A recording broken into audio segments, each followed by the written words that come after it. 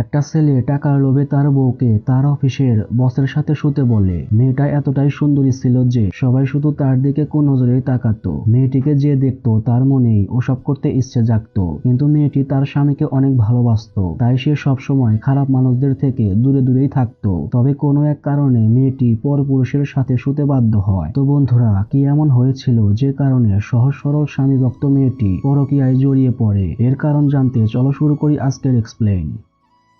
তো মুভির শুরুতেই আমরা কয়েকজন বন্ধুকে দেখতে পাই যারা শহর থেকে গ্রামে এসেছে তাদের বন্ধু সুষমার বিয়ে উপলক্ষে। এদের মধ্যে একজন ছিল প্রভু। বান্ধবীর বিয়ে খেতে এসে প্রভু পাশের বাসার সুন্দরী নামের এক মেয়ের প্রেমে পড়ে যায়। একদম প্রথম দেখেই ভালোবাসা। সুন্দরীকে প্রভুর এতটাই ভালো লেগেছে যে সে এখন সব সময় সুন্দরীর কথাই ভাবতে থাকে, বন্ধুদেরকে সুন্দরীর কথা বলতে থাকে। রাতের বেলা সব বন্ধুরা মিলে লাল পানি খাচ্ছিল। এমন সময়ে প্রভুর এসব আলগা পীড়িতের কথা শুনে সবাই অনেক বিরক্ত হয়ে যায়। তাই সবাই প্রভুকে একা রেখেই ঘুমোতে চলে যায় আর প্রভু বাইরেই ঘুমিয়ে যায়। সকালবেলা প্রভুকে ঘুম থেকে ডেকে তোলে সুন্দরী। সুন্দরীকে দেখেই প্রভু সুন্দরীকে একটা কিস করে, কিন্তু কিসের বদলে সুন্দরী প্রভুকে একটা থাপ্পড় মারে। আসলে প্রভু ভেবেছিল সুন্দরী তার স্বপ্নে এসেছে, তাই সে সুন্দরীকে কিস করেছিল। এদিকে এই বিষয় নিয়ে বিচার বসেছে। সুষমার বাবা তখন সুন্দরীর বাবাকে বলে দুজনকে বিয়ে দিতে। ছেলে অনেক ভালো, মাসে 1,00,000 টাকা স্যালারি পায়। কিন্তু সুন্দরীর বাবা প্রথমে রাজি হয় না, কারণ প্রভু ছিল অনাথ। তার উপরে জানা নেই শোনা নেই, হঠাৎ করে মেয়েকে যার তার সাথে বিয়ে দিতে রাজি হয় না। কিন্তু সুষমার বাবার কথায় সুন্দরীর বাবা বিয়ের জন্য রাজি হয়, আর সুষমার বিয়ের মণ্ডপেই প্রভু আর সুন্দরীর বিয়েটাও হয়ে যায়। এরপর প্রভু সুন্দরীকে নিয়ে শহরে চলে আসে। প্রভুর এত বড় আর সুন্দর বাসা দেখে সুন্দরী অনেক খুশি হয়। এরপর চলে আসে সেই কাঙ্ক্ষিত রাত। প্রভু তার বাসর রাত নিয়ে অনেক বেশি এক্সাইটেড, কিন্তু বেচারি সুন্দরী ভয় পাচ্ছে।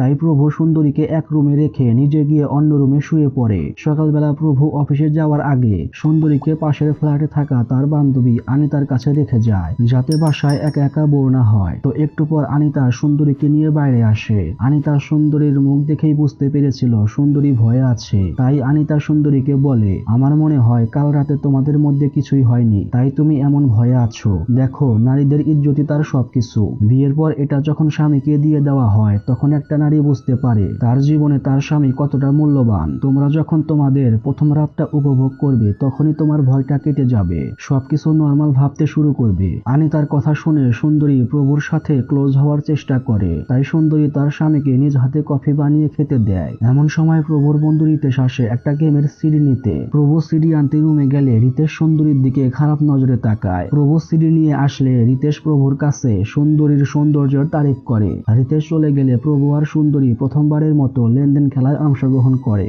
আস্তে আস্তে সম্পর্ক গভীর হতে থাকে। দুজন তাদের বিবাহিত লাইফ হ্যাপিলি এনজয় করতে থাকে। তো এরপর আমরা দেখি কোম্পানি প্রভুর কাজে খুশি হয়ে তাকে বেস্ট এমপ্লয়ি এর অ্যাওয়ার্ড দেয়। অ্যাওয়ার্ড পেয়ে প্রভু অনেক খুশি হয়। তাই প্রভু তার কিছু কলিগ আর তার বসকে বাসায় নিয়ে আসে ট্রিট দেওয়ার জন্য। সুন্দরীকে দেখে প্রভুর বস সুন্দরীর দিকে কুনজরে তাকায়। সুন্দরী চলে গেলে বস প্রভুকে বলে, তোমার বউ তো অনেক সেক্সি। এই কথা শুনে প্রভু অনেক রেগে যায় আর তার বসকে বলে, আপনি যদি আমার বস না হতেন তাহলে আজ আমি আপনাকে একদম মেরেই ফেলতাম। কেউ আমার বউকে নিয়ে বাজে মন্তব্য করবে তা আমি একদম মানতে পারবো না। পরদিন আমরা দেখি প্রভু রাগান্বিত অবস্থায় অফিস থেকে বাসায় ফিরে আসে, কারণ বসের সাথে বাজে ব্যবহার করায় বস তার চাকরিটা খেয়ে দিয়েছে। প্রভু অনেক চিন্তায় পড়ে যায়, কারণ এতদিন প্রত্যেক মাসে 1,00,000 টাকা করে বেতন পেত, এখন তো 1 টাকাও পাবে না। তাই প্রভু পরদিন থেকেই চাকরি খুঁজতে বের হয়, কিন্তু অনেক চেষ্টার পরেও প্রভু একটা চাকরির ব্যবস্থা করতে পারে না। এদিকে সুন্দরী আনিতার বাসায় যায়, কিন্তু আনিতা বাসায় ছিল না। তখন আনিতার স্বামী সুন্দরীকে পেছন থেকে জড়িয়ে ধরে। সুন্দরী তখন নিজেকে ছাড়িয়ে নেয়। আনিতার স্বামী তখন চালাকি করে বলে, আমি ভেবেছিলাম এটা আনিতা। সুন্দরী তখন সেখান থেকে বাসায় চলে আসে। বাসায় ফিরে দেখে প্রভু লাল পানি খাচ্ছে। প্রভু তখন সুন্দরীকে বলে, অনেক চেষ্টার পরেও একটা চাকরি পাচ্ছি না, হাতে টাকা পয়সাও নেই, এমন ভাবে চলতে থাকলে আমি পাগল হয়ে যাব। তাই এই ডিপ্রেশন থেকে বাঁচার জন্য আমি মদ খাচ্ছি। পরদিন প্রভু আবারও চাকরি খুঁজতে বেরিয়ে পড়ে। প্রভু একটা কফি শপে বসেছিল, তখন সে পাশ থেকে শুনতে পায় ছেলের বাবা পণ্ডিতকে বলছে কুণ্ডলী মিলিয়ে দেখতে। কুণ্ডলী মিল না পড়লে আমার ছেলেকে বিয়ে করাবো না। আমার ছেলে 2,00,000 টাকা বেতনের চাকরি করে, কুণ্ডলী না মিলিয়ে বিয়ে করালে আমার ছেলে 2 দিনে রাস্তার ফকির হয়ে যাবে। এসব কথা শুনে প্রভু বাসায় ফিরে এসে সুন্দরীকে মারতে থাকে, কারণ প্রভু এখন মনে করে কুণ্ডলী না মিলিয়ে বিয়ে করেছে বলে আজকে তার এই অবস্থা। প্রভু সুন্দরীকে বলে, আমার না হয় মা বাবা নেই, কিন্তু তোর তো ছিল, তারা তো কুণ্ডলীটা মিলিয়ে দেখতেও পারতো। তোর সৌন্দর্য দেখে পাগল হয়ে আজকে আমি রাস্তার ফকির, সব তোর জন্য হয়েছে। স্বামীর মুখে এসব কথা শুনে সুন্দরী তার বাবাকে ফোন দেয় আর ঘটে যাওয়া সবকিছু বলে। সুন্দরীর বাবা তখন বলে ভালো একটা পণ্ডিতের কাছে গিয়ে কুণ্ডলী দেখাতে। বাবার কথা শুনে সুন্দরী একটা পণ্ডিতের কাছে যায় আর তার স্বামীর বলা কথাগুলো পণ্ডিতকে বলে। দুজনের কুণ্ডলী দেখার পর পণ্ডিত বলে তোমার স্বামী যা বলেছে সব সত্যি কথাই বলেছে, তোমার কুণ্ডলীতে দোষ আছে। সুন্দরী তখন পণ্ডিতের কাছে জানতে চায় কি করলে এই দোষ থেকে মুক্তি পাওয়া যাবে। পণ্ডিত তখন বলে উপায় একটা আছে, কিন্তু তোমাকে দেখে মনে হয় না তুমি তা করতে পারবে। সুন্দরী তখন বলে আমি আমার স্বামীর জন্য সবকিছু করতে পারবো। এই কথা শুনে পণ্ডিত বলে তোমার এই দোষ কাটানোর একটা মাত্র উপায় আছে, আর তা হলো তোমাকে তোমার স্বামী বাদে অন্য একটা পুরুষের সাথে শারীরিক সম্পর্ক করতে হবে। এই কথা শুনে সুন্দরী হতবাক হয়ে যায়, সেটা কিভাবে করবে, আবার এছাড়া আর কোনো উপায়ও নেই। তাই সুন্দরী অনেক কান্না করতে থাকে। বাসায় ফিরে সুন্দরী আনিতার সাথে তার স্বামীর পাগলামির কথাগুলো শেয়ার করে। আনিতা তখন বলে যা করবে সাবধানে করবে, ও কিন্তু আগেও 2 বার আত্মহত্যা করতে চেষ্টা করেছে। কারণ জানতে চাইলে আনিতা বলে ওর কাছে যখন টাকা পয়সা থাকে না বা কোনো বিষয় নিয়ে অতিরিক্ত ডিপ্রেশনে পড়ে যায় ও তখন আত্মহত্যা করতে চেষ্টা করে। এই কথা শুনে সুন্দরী আরো চিন্তায় পড়ে যায়। রাতের বেলা প্রভু তার বসকে বাসায় আনে খাতির যত্ন করতে। প্রভু তার বসকে বলে দেখেন ওই দিন যা বলেছি সব রাগের মাথায় বলেছি, আপনি কিছু মনে করবেন না, প্লিজ আপনি আমার চাকরিটা ফিরিয়ে দিন। বস তখন বলে দেখো আমার জন্য তোমার চাকরি যায়নি, তবে আমি তোমার জন্য চেষ্টা করব, কিন্তু তুমি তো জানো আমি কি চাই। বস তার হাত পরিষ্কার করতে বেসিনে যায়। সুন্দরীকে দেখে বস আবারও সুন্দরীর দিকে কুনজরে তাকায় আর সুন্দরীকে পেছন থেকে জড়িয়ে ধরে। বস সুন্দরীর সাথে ইন্টিমেট হওয়ার চেষ্টা করে, কিন্তু পরক্ষণেই আমরা বুঝতে পারি এটা সুন্দরীর বাজে চিন্তা ছিল। কিন্তু এটা সত্যি যে বস প্রভুর বাসায় এসেছে। সুন্দরীর কল্পনার মতোই বস বেসিনে আসে তার হাত পরিষ্কার করতে। সুন্দরী তখন ভয় পেয়ে প্রভুকে ডাক দেয়। এদিকে সুন্দরী এখনো পণ্ডিতের কথাগুলো নিয়ে ভাবছে। এরপর আমরা দেখি সুন্দরী তার জমানো কিছু টাকা দিয়ে একটা ওয়েস্টার্ন ড্রেস কিনে সেটা পরে বাইরে যায় মানুষদেরকে তার দিকে আকর্ষিত করতে, যাতে সে পণ্ডিতের কথা মতো কারো সাথে পরকীয়া করে নিজের দোষ কাটাতে পারে। কিন্তু এমন ড্রেসে সুন্দরী এই প্রথম, তাই নিজেকে মানিয়ে নিতে পারছে না।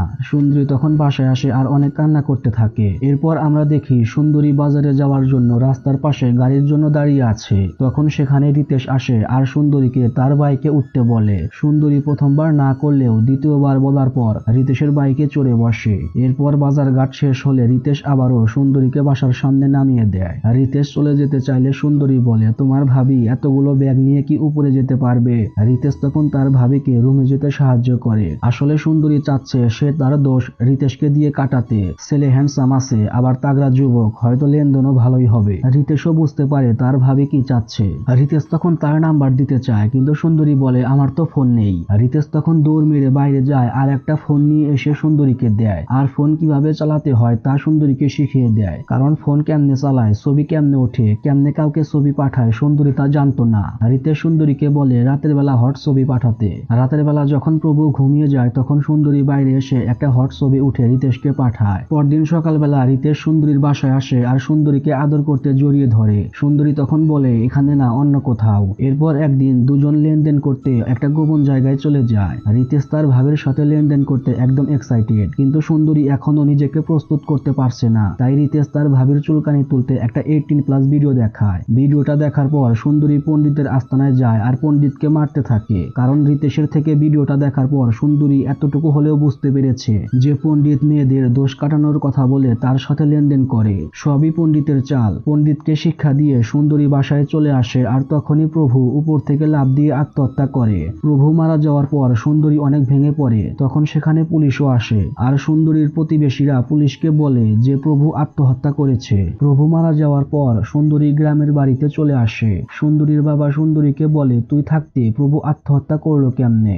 সুন্দরী তখন বলে ও আত্মহত্যা করেনি, আমি ওকে মেরে ফেলেছি। এরপর আমাদের ফ্ল্যাশব্যাকের দৃশ্য দেখানো হয় আর এখানে আমরা জানতে পারি প্রভু তার বসকে বলেছিল আপনি যদি আমার বেতন 1 লাখ থেকে 2.5 লাখ করে দেন তাহলে আপনি আমার বউয়ের সাথে যা খুশি তাই করতে পারবেন। আর এই জন্যই প্রভু তার বসকে বাসায় এনেছিল যাতে তার বস সুন্দরীর সাথে লেনদেন করতে পারে। এমনকি প্রভু পণ্ডিতকেও টাকা দিয়েছিল যাতে সে সুন্দরীকে পরপুরুষের সাথে শুতে বলে। সুন্দরী তার স্বামীর ভালোর জন্য যেন নিজ ইচ্ছায় প্রভুর বসের সাথে শুতে চায় এমনই একটা প্ল্যান করেছিল প্রভু। কিন্তু মার খেয়ে পণ্ডিত সব সত্য কথা সুন্দরীকে বলে দেয়। তাই সুন্দরী প্রভুকে ব্যালকনি থেকে ধাক্কা দিয়ে ফেলে দেয়। সব কথা শুনে সুন্দরীর বাবা বলে পুলিশ আজ হোক আর কাল হোক সত্যিটা কিন্তু জেনেই যাবে, তখন তুই কি করবি। সুন্দরীর মা বলে তুই ওকে না মেরে পুলিশের কাছে ধরিয়ে দিতে পারতি। সুন্দরী তখন বলে, স্বামীর দায়িত্ব হলো স্ত্রীকে খুশি রাখা, কিন্তু যে স্বামী তার স্ত্রীকে অন্যের সাথে শুতে বলে সেই স্বামীর বাঁচার কোনো অধিকার নেই। সুন্দরীর বাবা তখন বলে, এত কিছু হওয়ার পরেও তুই কেন বেঁচে থাকলি?